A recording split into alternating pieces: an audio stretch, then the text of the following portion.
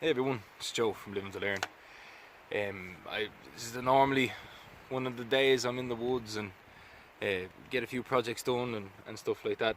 I'm working on a piece on plough points for a custom tour coming out in September. But Mother Nature has decided to open up the heavens, and we gladly need the rain.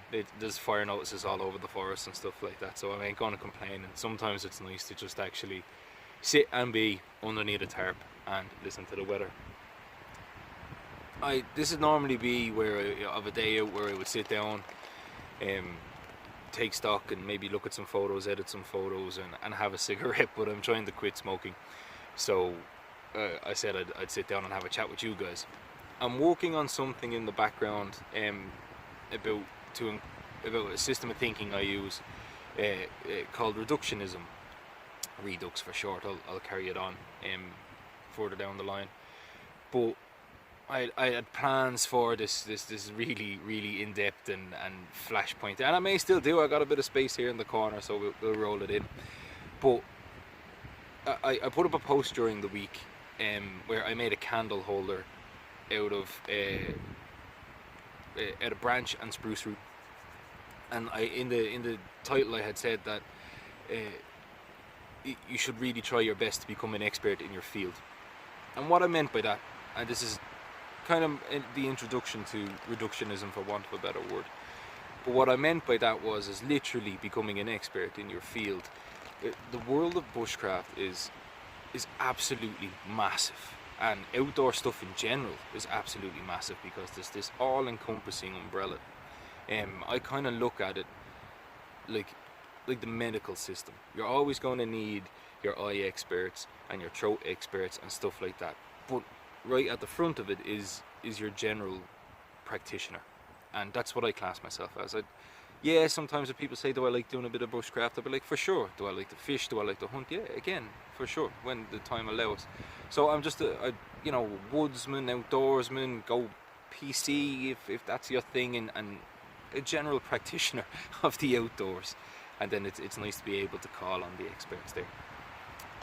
But the reason why I said become an expert in your field, and that opened up a nice bit of discussion, was that in this scope of either books or social media or even just the outdoors, it is very hard to kind of take in and do everything that you got to do.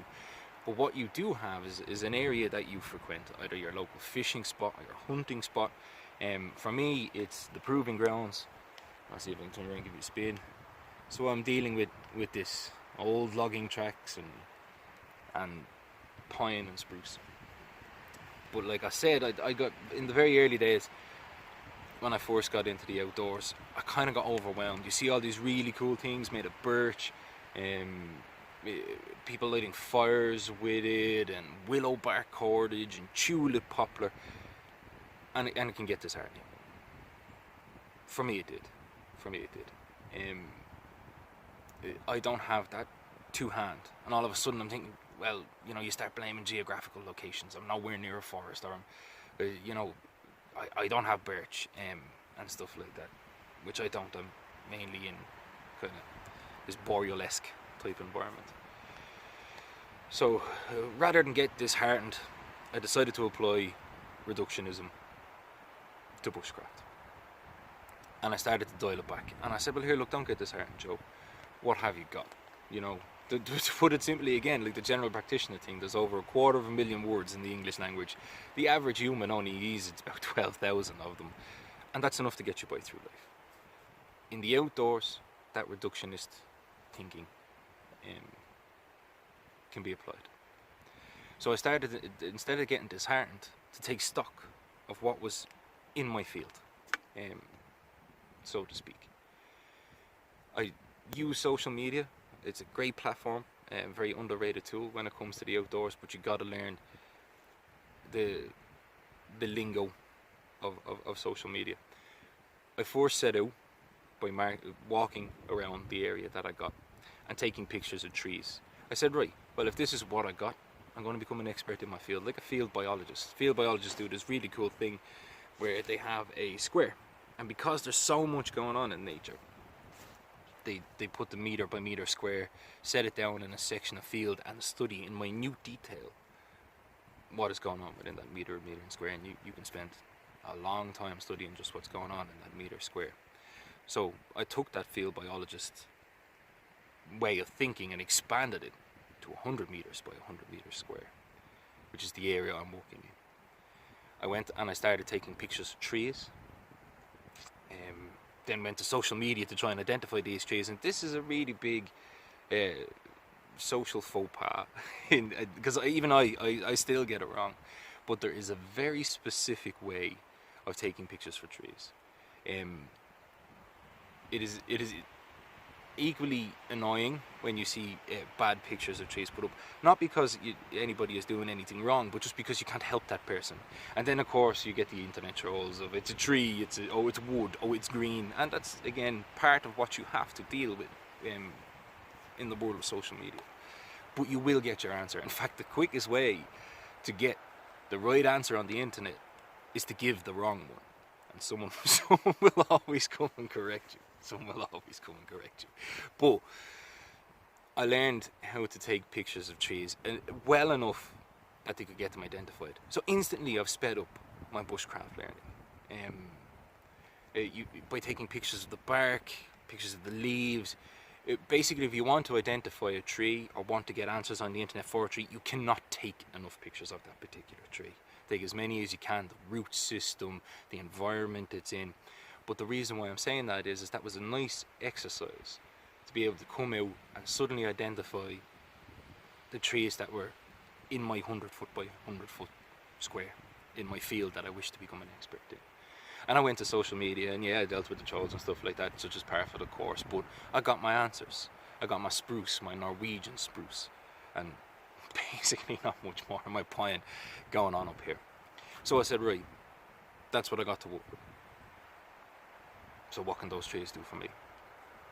And then suddenly you quiet the digital noise of the internet, because I wasn't, and you know, it's still nice. I'm part of probably a couple of 100 bushcraft forums, and I make stuff out of birch when I get the chance to make stuff out of birch. But suddenly I had access to the resources that was available to me in my pine and spruce family.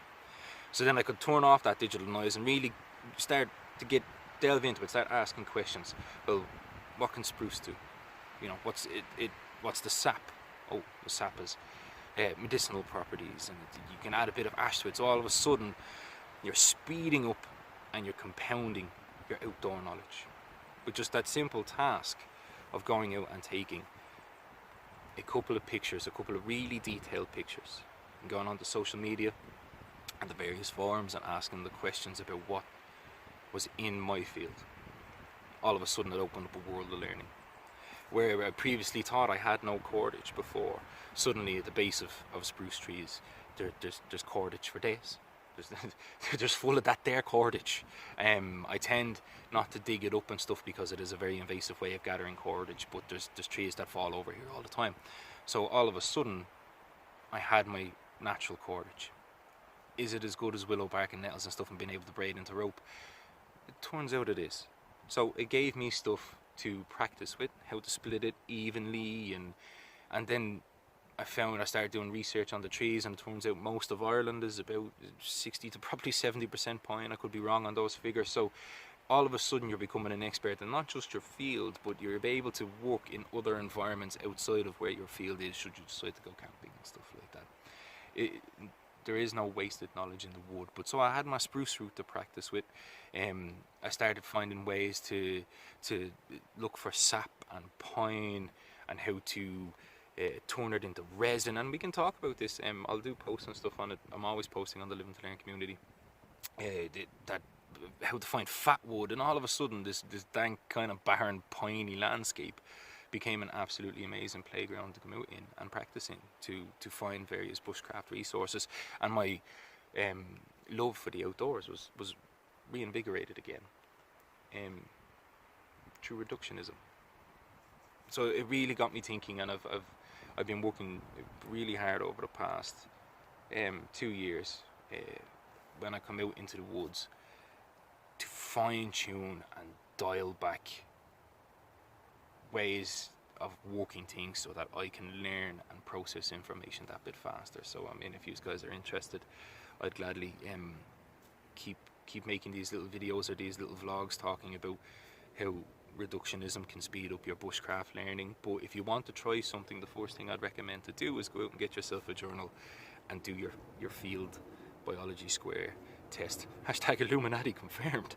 But do your field biology test and learn how to take pictures of trees and plants and mushrooms, because it is probably one of the most valuable things that you'll learn when it comes to using social media to your advantage for identifying mushrooms and trees and plants and stuff.